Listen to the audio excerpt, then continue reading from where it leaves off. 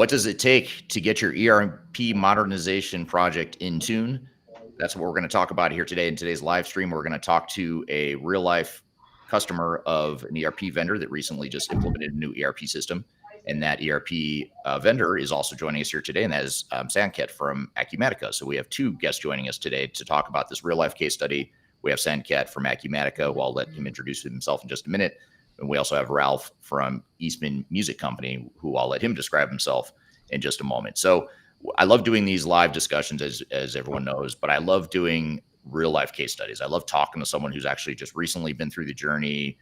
Let's not sugarcoat things. Let's just look at the reality of what it was. You know, what went well? What would you do different? What advice would you give to someone just starting the whole journey? That's exactly what we're going to get into today.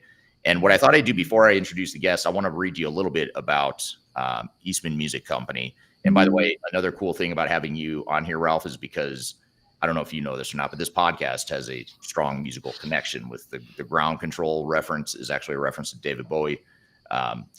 The company that produces this content is Major Tom Productions, which is another reference to David Bowie. So I feel like, you know, we've got that commonality here, that our love of music, although you're probably more of a legitimate musician than I am. But anyway, I'll introduce Ralph and Sanket in just a moment. But first, I want to just read you a real quick clip from the mission statement of Eastman Music, because this is a good way to sort of unpack who they are. So their mission statement is from the first student instrument to the professional heirloom. The Eastman Music Company of brands, including Eastman, WMS Haynes Co., S.E. Shires, Backen Musical Services, Wilson, Lasky Mouthpieces, Bourgeois Guitars, and now Maltech, is renowned for its dedication to quality, craftsmanship, and innovation. The company is committed to crafting the finest instruments and accessories for musicians around the world.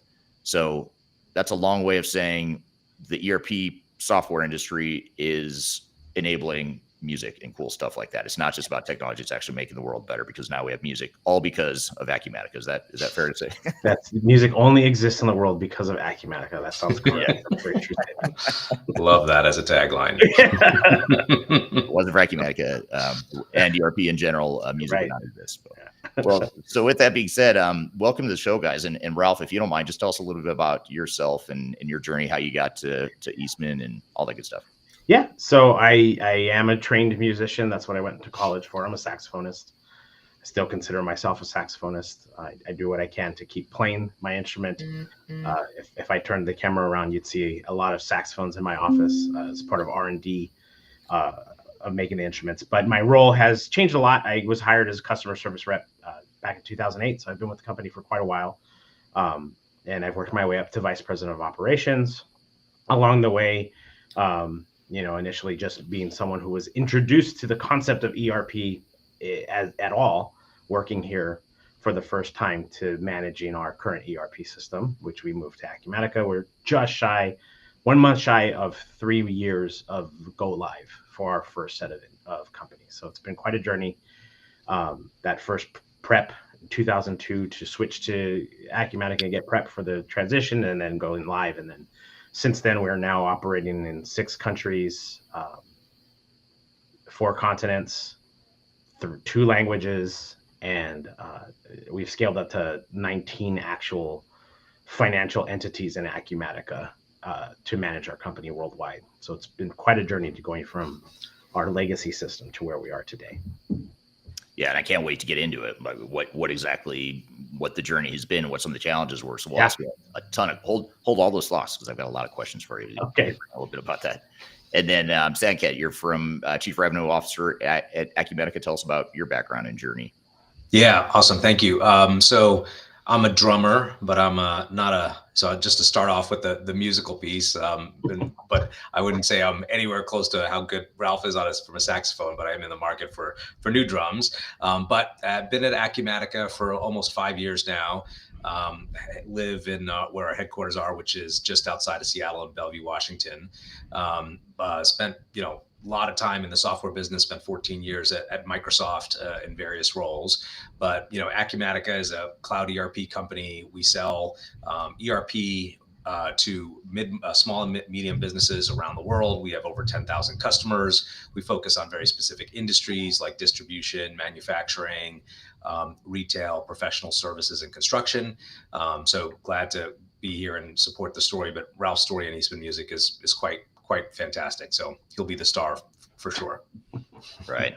And that's good. And so you've got that musical connection as well. I play bass guitar. I'm not very good, but I do enjoy playing bass. I've got a Fender bass that I love, and I have a couple tattoos that refer to music. But I'm a hack, so I'm not nearly probably as good as either one of you. But I'd love to hear from the audience. A couple questions for the audience as we're doing introductions here. Where in the world are you joining from today? I want to thank the audience for being here. I usually do that up front, and I completely forgot. But thanks to the audience for being here today. Let me know what city and country you're joining from, if you don't mind. We're watching the chat here. We're going to take live questions from you as well.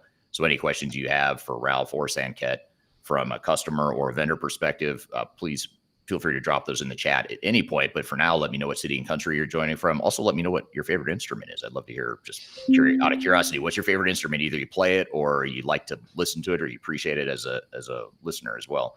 And I didn't introduce myself. My name is Eric Kimberling, and I'm the CEO of Third Stage Consulting, for those that don't know me. So we're an independent tech agnostic consulting firm. We're not affiliated with Acumatica or any other software vendors. So it's a good way for us to just have an objective conversation here. So let's start. You started to go down this path, Ralph. Yeah. And you were talking about how it's been quite a journey. If we back up and look at what led Eastman Kodak to pursue ERP modernization, why was that? Why did why did you decide you needed to modernize your ERP systems, and how did you end up choosing Acumatica? Yeah, not Eastman Kodak, though. Not. Did I say that? Yeah, oh man, no worries. Eastman School of Music, Eastman Kodak, Eastman Music Company. I'll just clarify for 1 second. Sorry about that mental block there. No, you're good. So I started with the company. We were on Mass 90. Oh. And then so it got bought, I guess, by Sage, and then we switched to Sage 100, then Sage 100C.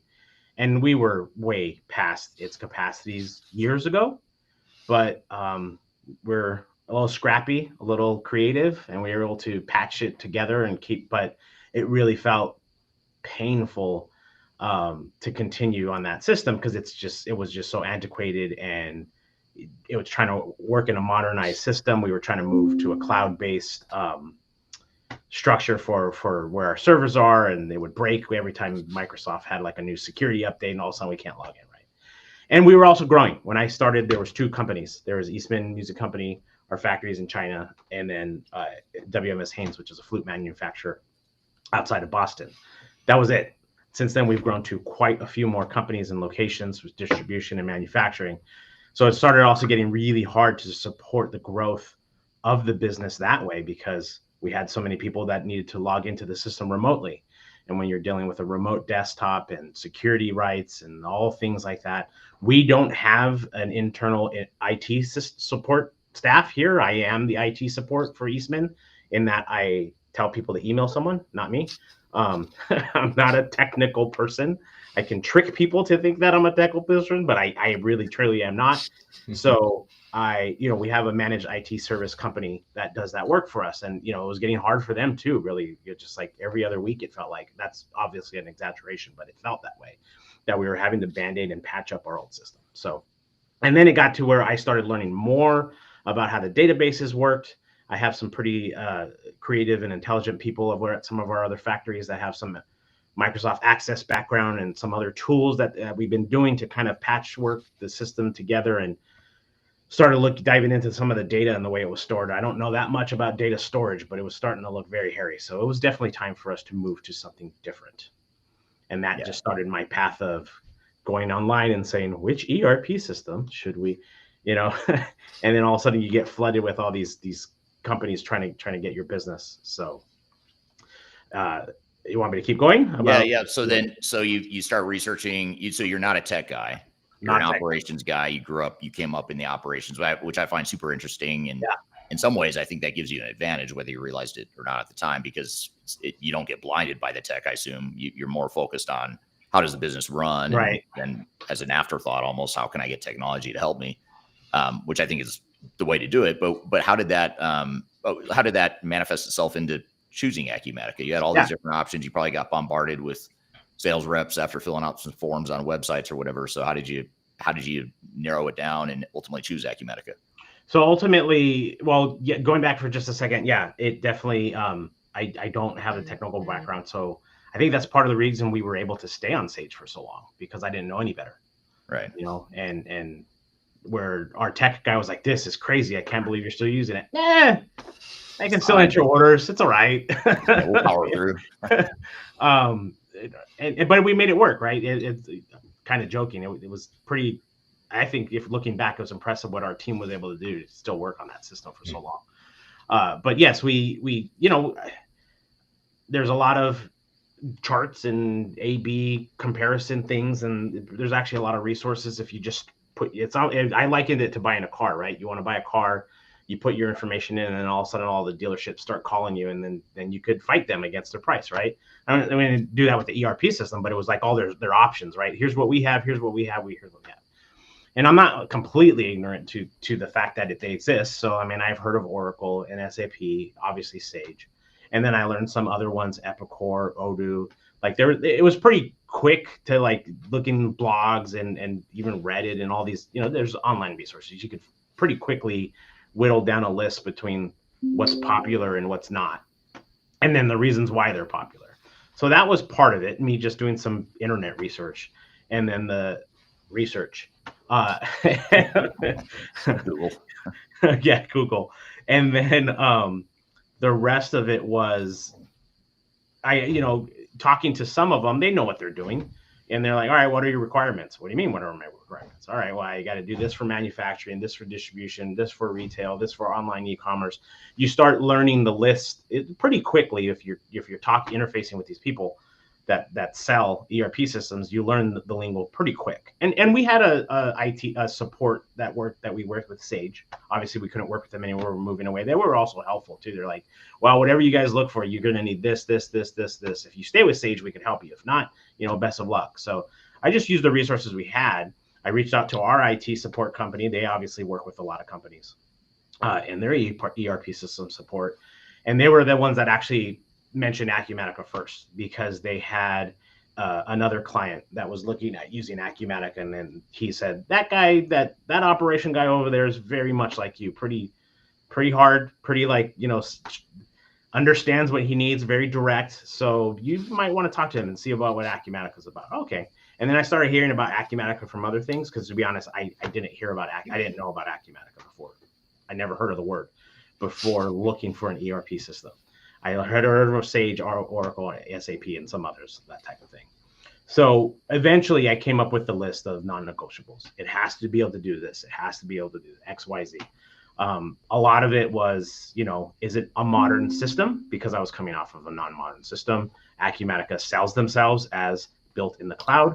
No one else is. So they probably, in my head, well, it probably started in a modern infrastructure. So that sounds appealing to a non-technical person versus something like patchworking an old system and trying to make it work in a new one. I already saw that it wasn't working well with Sage. I'm sure other companies have addressed that better than Sage. Not Sage. Their product Sage 100 was, did not work in a modern system. So that was appealing. There's a lot of security. Like I wanted easy access and big security. So those are like obviously two things that don't necessarily work together. I travel to our factories in China, our distribution center in Europe, or we have a factory in Switzerland, factory in Canada. There's a lot of traveling. So I needed to be able to log into the system when I'm traveling. I need the people that work at those places to work. I need to know that the system is going to be up and supported 24/7, because we are almost a 24/7 operation. I have very specific manufacturing needs. So I started talking to all of our companies. What do you want? What do you need? What do you want? What does the current ERP system not give? What do you want to have from it? And I started coming up with a list. This is what we need from an ERP system. And from there, it was pretty quick to get rid of most options. Because as I went through our list of needs, some of them, even, like NetSuite, I can remember specifically like, oh yeah, that's going to require customization. So that was like a no-go for me. Like I'm not ignorant. I know we're going to need customizations. We've had customizations right off the bat. But when the conversation on some basic things start out with, that's a customization, all right, you're off the table.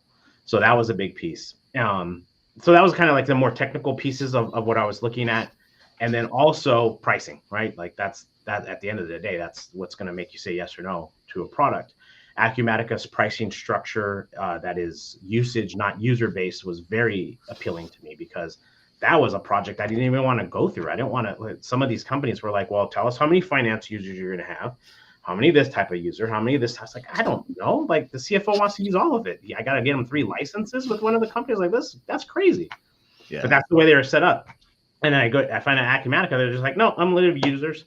That's awesome. Because then because we are in a growth period, we've acquired companies since moving to Acumatica, and I don't want that to become part of the negotiation. It's like, oh, if we bring you on, we have to add 10 employees. That's going to be an extra $100 a month, $200, whatever.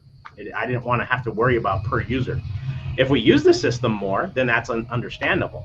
But to add like 3 people, I don't think it should cost me more. So especially if they're running reports or they're just accessing information, they're not even doing heavy transactions, or just entering move transactions through the production workflow. I don't want to think about paying for that person to just do my business processes. A lot of the systems felt very transactional that way, where Acumatica's consumption based pricing was really appealing. To just make my life a little easier, to be honest, because it was another project to just figure out what pricing would be with some of these companies. Yeah. So eventually, I got to Microsoft and Acumatica, just to be specific about what the 2 that I was looking at. Was it Business Central or Microsoft Business Central or Business Central? Yeah. Okay. And then it became okay. Well, they both hit. They kind of checked all the boxes of things. There was a couple customizations I was going to have to do on both sides right off the bat, regardless. And like if we want to plug into Shopify, that I don't think anyone's doing that natively. So there's still things you're going to have to do with customizations and plugging in. But it was nothing no like key functions that were. You're not going in and changing the code. You're not. Yeah, exactly. Yeah. And then, so we got to the point to where I kind of had to make a gut decision because it was ultimately my decision. Now, I did reach out to all of the relevant people throughout the world of our company. What do you need? What do you want? Then I did the work myself to vet my top choice. I didn't want to have 50 people, 10 people, 5 people make the decision together, because that would have made it take like another year. Right. I said, I'm going to do the work to say what I think is the best choice. Then we're going to present it to each company. And you all have the ability to tell me no, but you have to tell me why. So that was my my plan. That was the way I wanted to attack this. So I got to Business Central and I got to Acumatica, and then pricing. Obviously, that was a piece of it. I really liked Acumatica's pricing structure too. But then our VAR, our ERP person that was working with us to sell us on the product and be our support company through the transition. He said something I think that was really key to me, and just from his perspective, he had worked with Microsoft a lot. He had worked with Acumatica a lot. He said Acumatica, just at least for now, I hope it stays the same, but at least for now, they're a singular focused company. Everyone at the company has one job to make Acumatica better.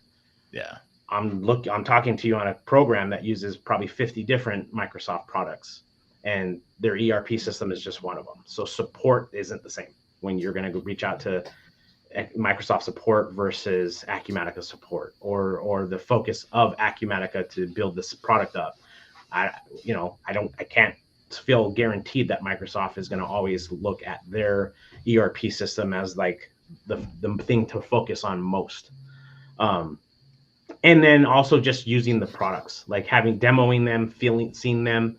Acumatica just felt more intuitive. It felt very easy to look at and use, and it felt like it would be less of a lift to transition all of the legacy users and new users to Acumatica versus Microsoft, at least the way I thought of it.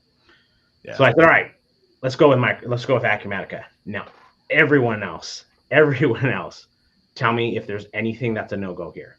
And I went with marketing. I went with all divisions of the company, like the corporate part structure of the company, marketing, because we do use the CRM, pieces of the CRM, finance, operations, customer service, production, distribution, warehouse management, all the systems that we need, and the leads of those systems. Everyone else check it and tell me no. And if you want to tell me no, tell me why. No one told me no. So that's why we chose Acumatica. Not a single group, huh? Because usually, to be completely fair and honest, the marketing piece, the CRM, isn't that robust. It is kind of designed to work alongside other things, but it does give us the ability to link a contact in an outside marketing product to the contact in Acumatica, which this is huge for us. It's a huge change. I can link that to actual dollar sales in Acumatica. So even though we don't sell direct, I'll get into a specific thing that we created that's awesome. I have a way to capture all the school teachers that our dealers are selling to directly and tie that to dollars within our system. So that's that type of thing that's really, really, really valuable for us. So it's still valuable, but it's not, they weren't like, oh, this is amazing. They're like, I guess we could work with this. But they understood what it was going to, equate to. Yeah. The integration to the entire operations is a big deal for sure. Yeah. Well, I want to come back. You unfortunately, you answered one question. Now you've created 10 more questions in my head. So I'll come back, and I've got a question for you too, Sanket, here in just a moment. But first, I want to turn to the audience real quickly and just thank everyone who's joining here today and commenting on where they're joining from. Darian's joining on LinkedIn. Good morning. Hemanth on LinkedIn. Good morning as well. We have Jerome joining from South Africa. Thank you for being here today, Jerome. We've got Samantha. Samantha joining from Ontario. Go Sanket and Acumatica. I'm guessing she works for Acumatica. No, super fan. She works for a partner. I know Samantha. Okay. Hey, Samantha. Yeah. Good to see you. Samantha's a pianist. Okay, and that I tried to play piano once, and it was a disaster. So I admire people who learn how to play piano. Alec joining from Bellevue, Washington, used to play the trumpet. So thanks for being here. Min from Vietnam loves bass guitar. We've got a rhythm section forming here with you. Yes, we do. Varun joining from Techmatic Systems in Delaware in India. We have Baham joining from Toronto. Thanks for being here. And then, I'm sorry, I didn't say that name right. Benam, I guess it is. Benam says customization is Acumatica's strength point, which makes the system stand out. So thank you for that feedback there. Rahim, good morning to all. Thanks for being here today. And yeah, I think we've, and then here's a comment here from Yuri. I hope it is, on LinkedIn. Says interesting point about support. As someone who used Microsoft support, I can testify to each word. So thanks everyone for joining here today and commenting where you're at. If you have any questions for the audience or for the guests here today, please feel free to drop those in the chat. We'll pull from those questions here in a moment. But I want to shift gears, and I've got a bunch of follow-up for you, Ralph, on what you just said. Yeah. I want to ask Sanket a question here too. But when you look at companies like Eastman Music, not Eastman Kodak, but Eastman Music, Sanket, I want to share a couple stats here that Ralph shared with you and I yesterday. 200 active users worldwide, roughly, and 1,400 employees. So this isn't, I don't know if you mentioned that before, Ralph. If you did, I missed it, but you have 1,400 employees. So you're not a tiny little mom and pop operation. I mean, you're a good mid-size, solid mid-size company right in the middle, big enough that you could have probably gone with a Microsoft, maybe even like an Oracle or, a NetSuite or whatever, but not so small that, you needed something that could scale, right? And so that's what I find interesting is we're not talking about a tiny little operation here. So from your perspective, Sanket, what makes Acumatica stand out for small and mid-sized businesses like Eastman? Yeah, so I think a couple things come out. So number one, I think, and Ralph talked about this, just because you're small and mid-sized doesn't mean that you have simple needs. So if you think about Eastman Music, what Ralph talked about is they've got manufacturing centers around the world. They've got distribution centers around the world. They've got customers everywhere. They make their own product. They sell other third branded products. They do it online. They have various methods associated. This is not a simple business. But Ralph also talked about this is, he doesn't have an IT team.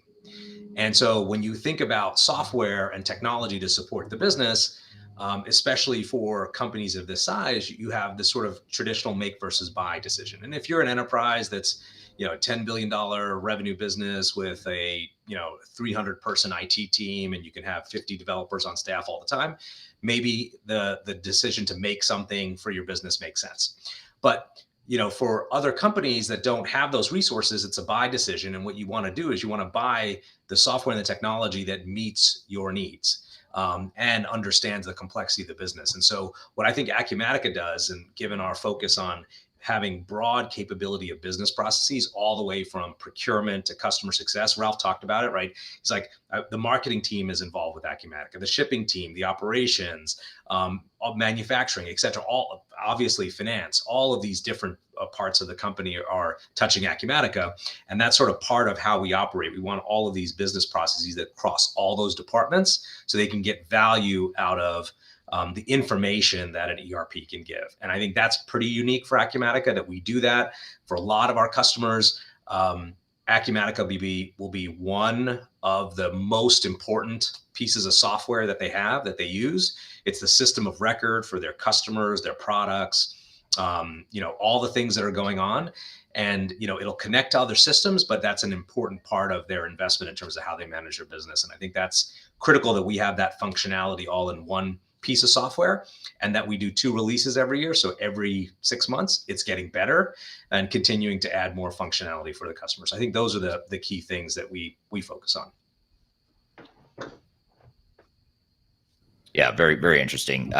Yeah, thanks for that. And want to also say hello to a few other guests here.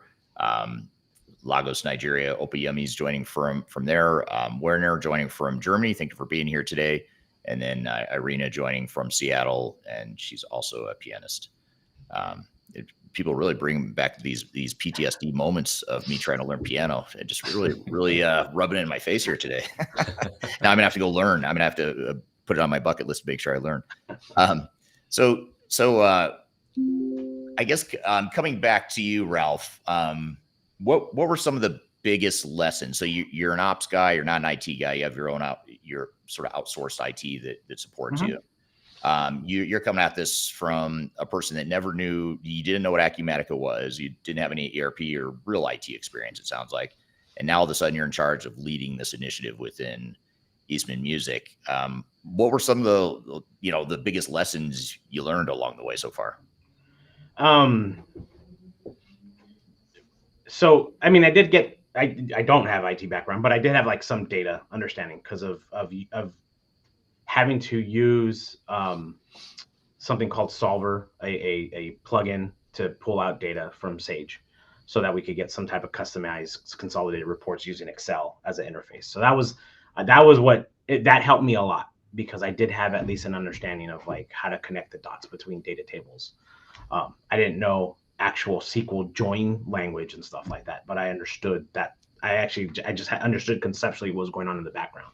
But that product gave me the ability to have an interface that I could use to start doing some reporting. So I have done a lot of reporting based off of my ability to learn Excel and some plugins from Sage. But now transitioning to Acumatica, a big piece, some of the things I learned was,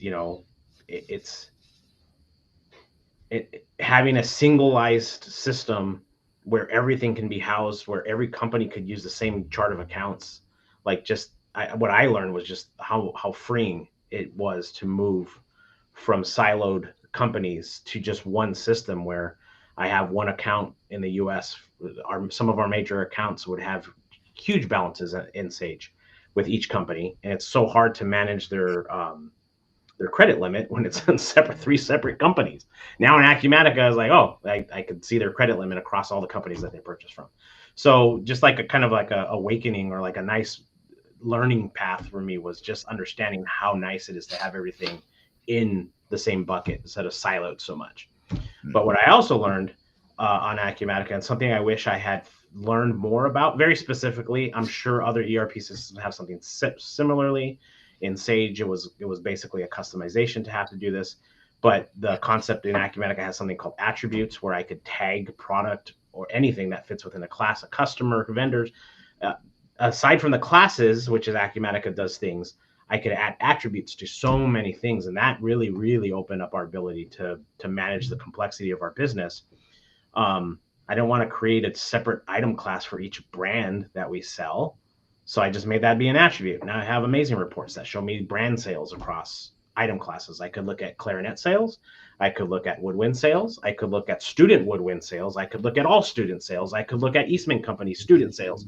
So moving to Acumatica gave me this ability to slice and dice our data in so many more creative ways than we were ever able to do in the past. Everything was me dumping data out and using my brain to know what item codes live within a brand and separate that out. So much manual tribal knowledge that I had to have.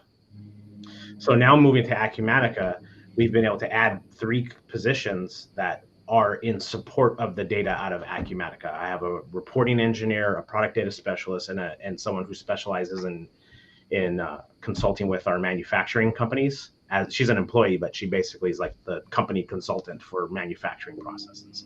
So that was a really fun part of the journey.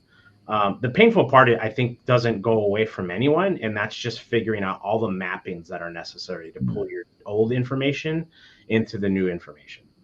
But my suggestion on that, you're not asking, but I'll probably answer a question you're going to ask.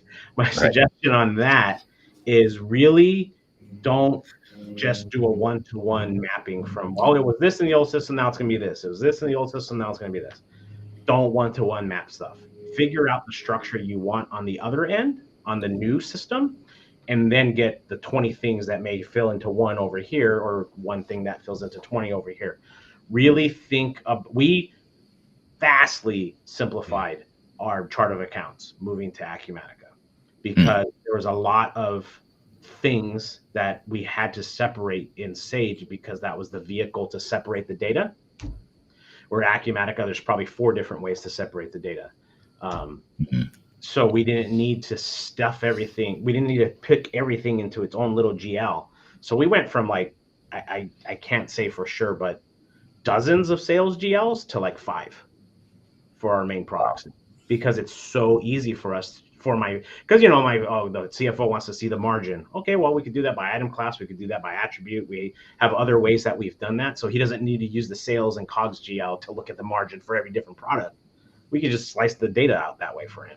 So we have simplified so many things. So that's like the lesson that we learned, and also something I think we did pretty well, is just don't try and recreate your old ERP system processes. Look and analyze what you think you would want to have set up in the new system, and then make everything translate into that. Yeah, that's a good point. Because, I mean, first of all, most organizations, as it is, underestimate data migration as a whole, just cleaning up what you already have. But then you bring up a really good point, is it's not as simple as saying, okay, now I've cleaned it up, now I'm just going to move it over. It's figuring out how exactly it's going to look in this environment, and asking the tough questions, like why is our GL a mess? Do we want to just replicate that in Acumatica, our new ERP system, or do we want to use this as an opportunity to clean that up? And that takes time, and a lot of organizations don't think about that in time to make it happen. Yeah, good stuff. Well, thank you for that. That's super helpful. I want to say hello to Nasir, joining from Tampa Bay on LinkedIn. Thank you for being here today. Fabrice, bonjour from Montreal. Izzy, joining from London, also a pianist. It's really funny. The pianist theme continues. Sanjay says hello all. Love says hello, joining from Nigeria. And then this is from Happiness. Happiness QA engineer from Nigeria. Great conversation. So thanks everyone for joining here today. I'm curious to know too, just from the audience, if you had ever heard of Acumatica prior to this conversation. I'm just curious. If you have, let me know what you think about it. If you haven't, I just would be curious to know. And by the way, just as a side note, I've got a follow-up question for you here, Sanket, here in just a moment. But before I do that, I'm going to put up a QR code. If you want to learn more about Acumatica, we are not affiliated with Acumatica, but I did want to share some information about them. So if you scan this QR code, we'll include a link below too. Scan that QR code. It'll take you to where you can learn more about Acumatica. If you're just doing some research, you want to learn more about it, read some of the case studies and white papers and all the good stuff they have on their website. You can check it out there. So if you try that too, you can also get a 15% discount on your subscription if you do end up deciding at some point to buy the software. So use that QR code to learn more, and you can also get a demo and do all that good stuff there. So I'll leave that up for a moment, but in the meantime, I have another question for you, Sanket. So Ralph was just talking about data mapping and data migration. And I know you often emphasize data readiness. Can you explain from your perspective, more from the vendor perspective, why is it such a critical foundation for ERP success? Yeah. So the sort of way I like to start about talking about data readiness, especially from an ERP perspective, is to think of a business and the data as the digital twin. Sort of the easiest way to think about it. And a lot of our customers, their businesses are in the physical world. They're a manufacturer, they're a distributor, they're in construction, they're moving something physical. And when I talk to some of our customers, I ask them, imagine for a moment if you had a digital twin of your business and all of that, like almost like the Matrix, right? Like not that we're trying to create the Matrix, but just imagine, you can imagine if your business was a twin and you had all of that stuff digitized. And if you had all of your employees who have all this great information about what's happening with customers or partners or the business or the products, have access to all of that digital twin, a complete replica of the business in a digital sense, with its relationships, with its status, with the vectors of where things are moving. Imagine the speed of decision making, the impact of that decision, and how much more competitive you would be, right? Because every business is trying to be competitive, figure out what's going on. The world is not standing still on all these different dimensions. So you've got to figure out, what are we going to do to continue to move forward? And every business every day wakes up thinking about that, right? And so that's how I sort of broadly think of it, is sort of what's that digital twin. And so from an ERP perspective, I feel like Acumatica plays a very, very big role in creating that digital twin view of a business. We have product information, SKU information, inventory, manufacturing processes, employees, customers, partners, all this data that's in there. And it's all available real time on any screen. And so you could sort of look at this and say, hey, that's a really interesting way to think about it. But obviously, the information of that digital twin is only as good as the data that's in there and the relationships between that data. And so that's a critical part of the data readiness portion, right? And Ralph did, I think, a really nice job of talking about the chart of accounts and the mappings and the different ways and how to use attributes. It's not just having the data, which is, binary pieces of information. It's the relationships of those, it's the tags that you put on them, and it's how then you build the business processes so that you get information of that data, that you can actually do something with it. Because the other thing is, if you do have a digital twin of your business, you'll probably be overwhelmed with all of that data. And so you want to make sure that you have a sophisticated approach to making value out of the data. So that's one piece of it. The second piece of it, and we probably can't go without saying the two most famous letters of today's technology world, AI, artificial intelligence. Artificial intelligence in particular is taking lots of data and taking patterns and then figuring out what to do with it, right?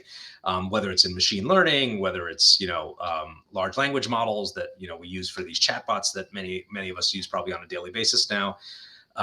That's all formed by the core data that's in the system, and so the unlocking of new capabilities also requires really, really strong data readiness to be able to take advantage of. So I think there's a historical part, which is that digital twin, and then it's the go forward capabilities that artificial intelligence will give employees how to take advantage of that data. Yeah, good stuff. And it's one of those things, a necessary evil in these projects, right? Because you can get all caught up in the cool bells and whistles of the technology itself, of the software application itself. And I know, Ralph, you mentioned that Acumatica was just, for you guys, it was easier to use. It looked nicer, easier to navigate. But if that system doesn't have good data behind it, it doesn't matter how good it looks or how well it works on the surface. So here's a couple questions I want to get to here from the audience. First of all, I'll say hello to Fatima joining from Egypt. But here's a question. I think this is probably more for you, Sanket, about, this is from Sanjay on LinkedIn. Sanjay says, do you think operational inefficiencies and issues of legacy systems is helping more companies modernize their ERP systems? Are you seeing, like, from your vendor perspective, are you seeing more organizations that are saying, hey, we've got all these operational inefficiencies, these legacy systems are hamstringing us? I know Ralph painted a good picture of what he was experiencing with Mass 90 and why they decided to go on this modernization journey. Is that typically the impetus or the driver, or what are the biggest drivers for someone wanting to swap out their ERP system? Yeah, I think it's three things. At the very broadest level. Number one, when I talk to customers that are moving from legacy into a modern ERP, the first thing will be, in some cases there's a change in ownership, or it's a family business, and younger folks are coming into the business, and the first question is, why can't I get all this data on my phone? Right. And try getting legacy ERP data on your phone. Or why can't I approve this purchase order? Or why can't I see what the shipments are today? Or why can't I get a daily balance sheet or P&L statement or cash? Can't do that in an old system. And so very simply, folks who've been, spent most of their time on a phone or moving around, as Ralph started traveling, going to figure stuff out, the requirements become like, hey, you can't meet my requirements of what I need to do my job. And so this system is holding me back. So that tends to be one thing. The second thing is the customer requirements. Customers are like, I want to know, what I'm ordering, what the price is, when it's going to come. I want transparency through the whole system. And a lot of those legacy systems can't do that. They can connect to stuff, but they can't provide real-time access and information, because it's probably sitting on someone's PC and maybe it's off. It's not working, or it's a server that's behind some firewall you can't get access to. And so those are just simple requirements. And if you're not able to do that, you're not able to compete, you're going to probably be left behind. And then the last thing Ralph was talking about, he wanted, a system that could access anywhere, but also had big security. That's another thing. We've seen a number of customers recently come to us using legacy systems where all of their data was held hostage by hackers. And, people think, oh, I've got my system, behind in my basement somewhere in my warehouse. Yeah, that's probably the easiest thing to hack. And so, that we've seen people get their businesses completely shut down because they aren't in a fully compliant, secure environment with all the security elements that you need. And you need people paying attention daily because the vectors of security are growing every day. And if you're not smart on that, you're going to have problems. And so you need to make sure that whoever you're getting your software from is thinking about that and helping protect, the company's data. So I think those are three things that we see very commonly as compelling events for people to move on to new tech. Yeah. And as you were describing your situation, Ralph, your legacy situation, it reminded me of a common theme I've been thinking about lately when it comes to user adoption, that is when you start looking at entry level employees, especially if they're younger, 25, 30-year-old people that grew up with social media. And to your point, Sanket, it was on their phones. You try to imagine a world where they're going to come into your company now and you're going to teach them Mass 90, or you're going to teach them like an old green screen system, and they're just not going to have any idea what, you can't even comprehend it. It doesn't make sense. For me, it does, because I grew up, when I came up in the tech world, that's what, I saw green screens. I knew what a transaction code was. I knew how it works, but no offense to the younger people, but they just didn't need to grow up in that environment. And so as we age as a society, you're going to have more and more of those kids, and soon they won't be kids, obviously, but they'll be older like us, and they'll not even know how to use these sorts of systems. So that learning curve, I imagine, is pretty important especially if you have attrition or you're bringing in new people, entry-level people. You're going to need something that's easy to grow with like that. No, we've seen a big difference in like the new hires, especially the younger new hires. The training is much, much faster. We would take 4 or 5 weeks to feel comfortable with a new CSR in our old system, where now about a week. And we had better tools and processes, but it's just so much more natural to them. Like something sometimes when someone annoys me, I was like, you don't need instructions to use Facebook. Click around and figure it out.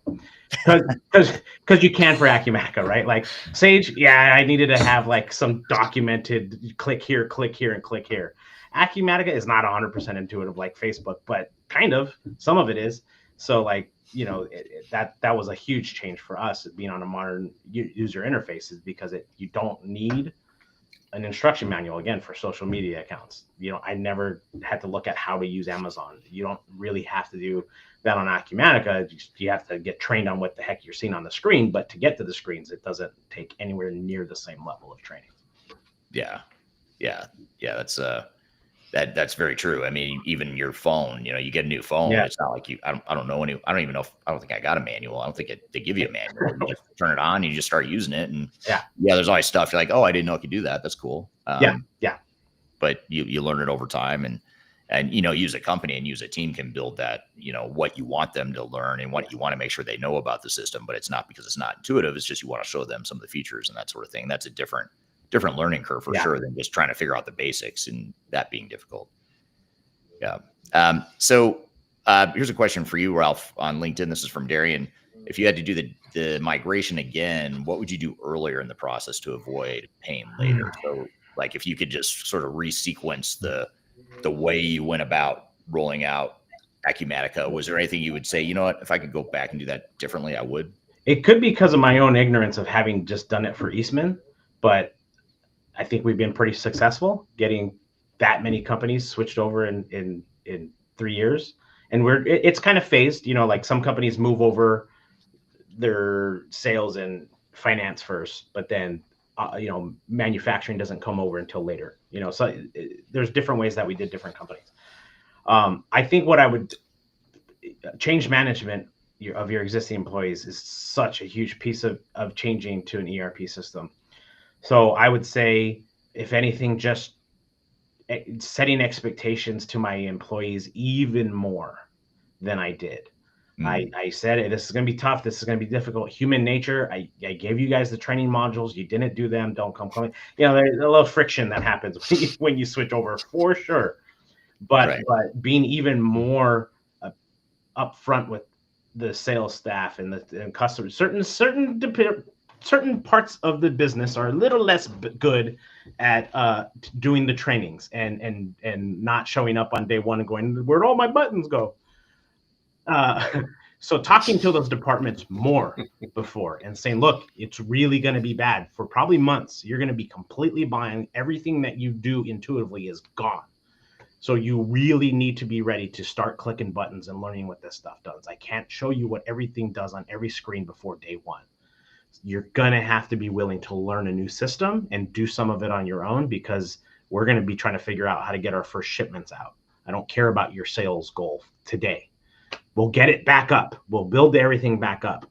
One thing that we did is I did not, in the same way we didn't want to recreate our old system with data, I didn't want to create our old reporting. So I did very little, very, very, very little report customization before we started, because I didn't want to just recreate what we had in the past. I said, click the buttons in the system. If you get to the point where you say, I can't figure out how to do something, you need to tell me first what you did, what reports you tried, what inquiries you tried in Acumatica before I'm going to even help you. Not the finance side. Those guys need help, right? Like, we definitely need we got all of our financial reports done, our P&L and our balance sheets and things like that. But as far as like, what are the sales in my territory? Figure it out. And then because then I get a list of the gaps. Okay, now we could build out some inquiries. And so within 2 months, 3 months, we had a lot of things that we were able to go back to our partner Integrated System Solutions. And hey, Troy, I need some reports done. So can you start working on some of these things? Yeah, okay. Here's the gaps. But that way I wasn't just giving them a laundry list of this is everything that's broken now. So kind of answering the question, but also kind of not, it's not just what I would do before. Also what I would do differently during the initial launch is really having people understand this is going to be painful, but we'll get past it. And if we're just, we're systematic about it, we don't freak out, we don't act like the sky's falling, we come up with a list of common things that are missing, we could get those replaced relatively quickly. And we did. It's just people were it was also after COVID, the supply chain issues with COVID, because this was the end of 2022. So we were dealing with that. We were dealing with crazy amounts of products finally coming through the long line of containers. So we had multiple things going on at the time to make it difficult, but there's never going to be a good time. Just do it. It's really ripping the Band-Aid off. I just really want people to understand we're really ripping the Band-Aid off. And if you didn't do your homework, it's going to be painful for you, but we'll get through it. Yeah. And I think it's also important. That's a great point. It's a great way to look at it. And I think another lesson for those listening that might be about to embark on a similar journey is not only is it painful, but that it's normal to be painful. I think that's the other thing is it's like, hey, this isn't painful just because I'm screwing everything up and I'm trying to make it painful for you. So get ready. It's more, these projects are just difficult. I mean, they aren't easy. We're going to try and make it less difficult. And we're doing all the things we can to mitigate risk and to make adoption easier and all that stuff. But at the end of the day, they just are difficult. We're going through a big change, especially for a company that's grown as much as you have. And like you said, you had other fish to fry at the same time. You're trying to implement new technology, which is true for most organizations too.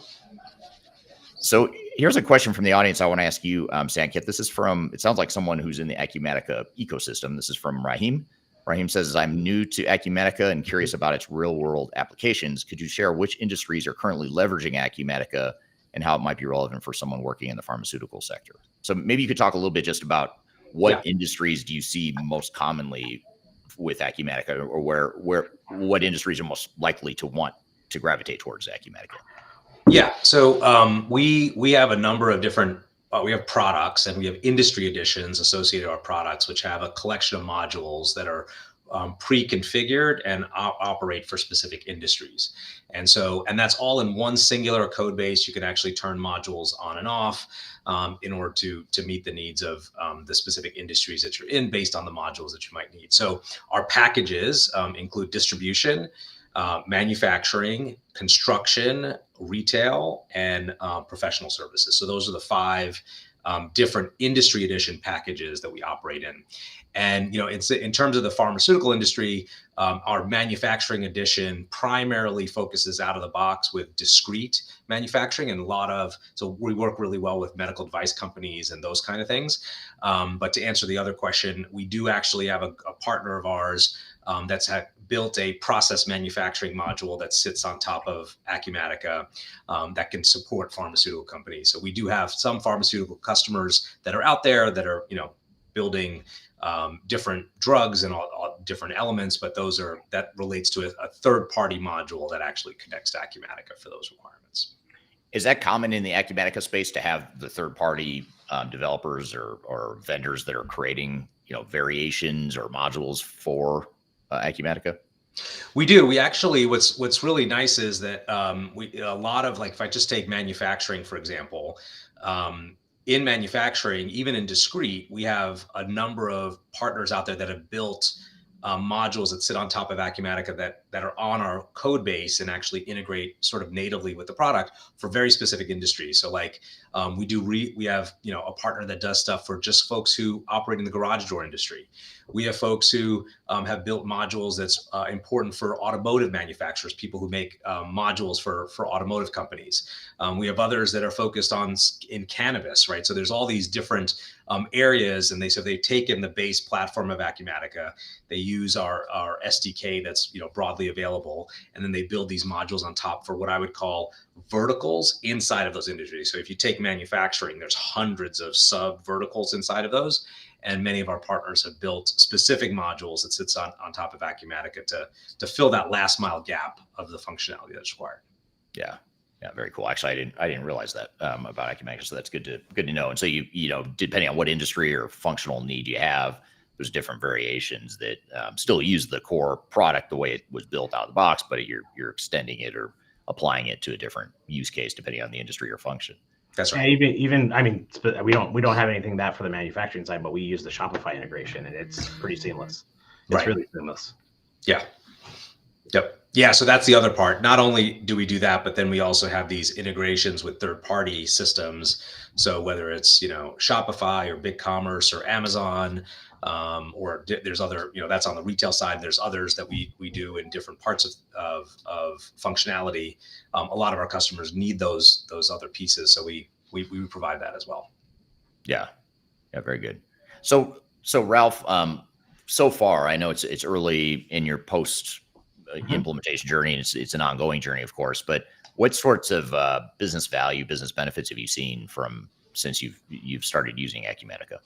I mean, I think I'm correct in saying the ERP systems are initially based off of financials, right? So like it really, it's Sanket. I like your twin idea. The analogy I use is virtual versus physical, talking to the warehouse people. You're doing virtual, you got to make the virtual match the physical. So if you move a box, move the box in the system as well, right? Like you need to do that exactly, or else the data's wrong.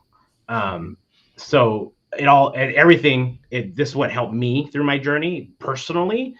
Going back to a question that was earlier, and then to get to your question now, Eric, is I learned a lot more about finance. I really am a saxophone player. I didn't go to accounting school.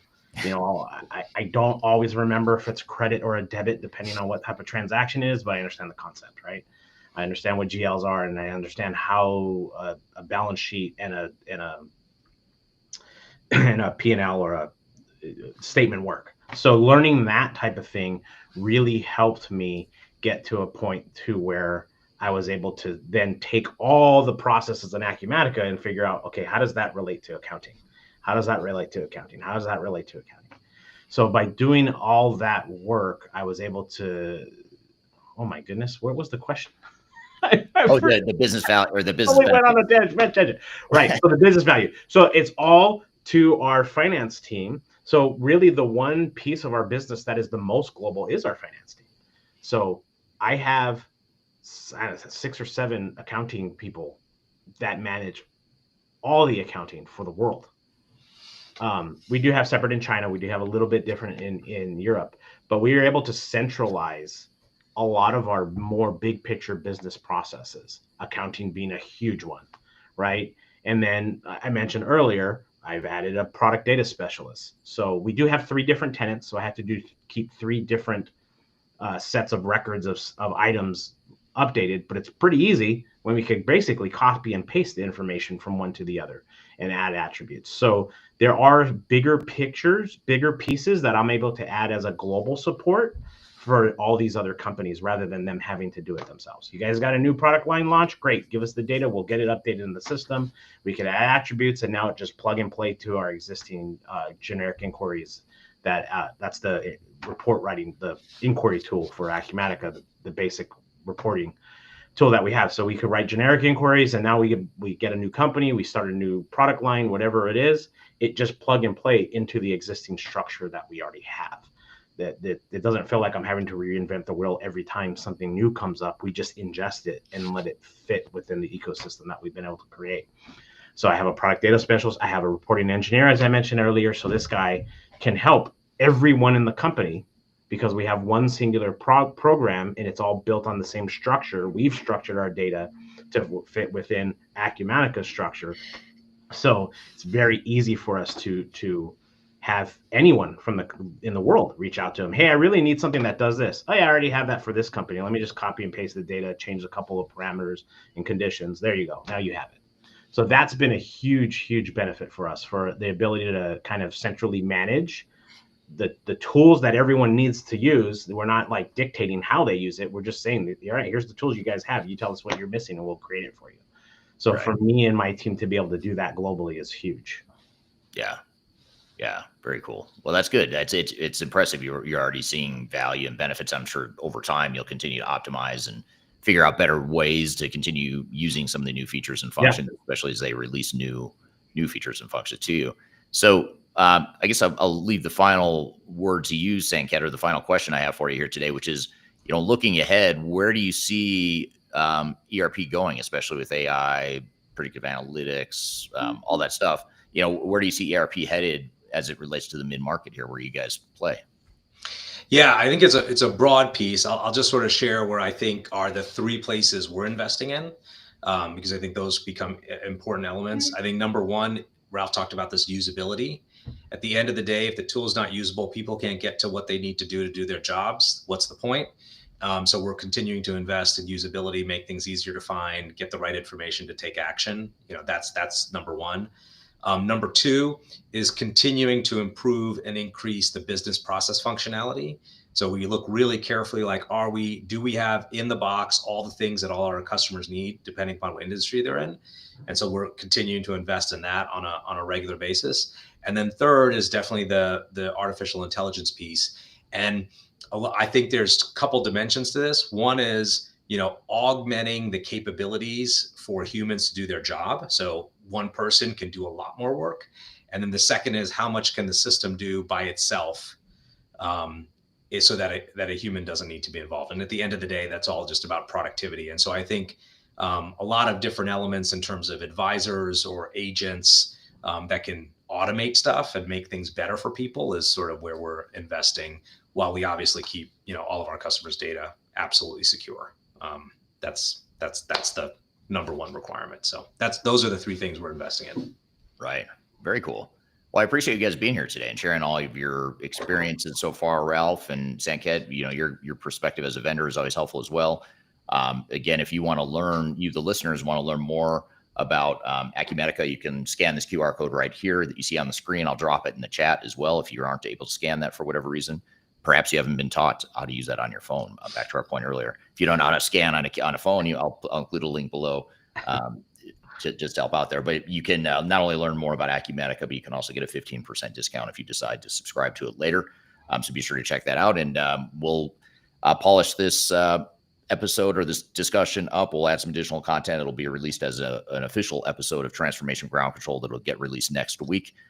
Every Wednesday, we release new episodes of this podcast. So go to transformationgroundcontrol.com and you can see this interview in its entirety along with other content related to it next week. So I want to thank you all for your time. We'll see you next time, same place. Have a great week in the meantime.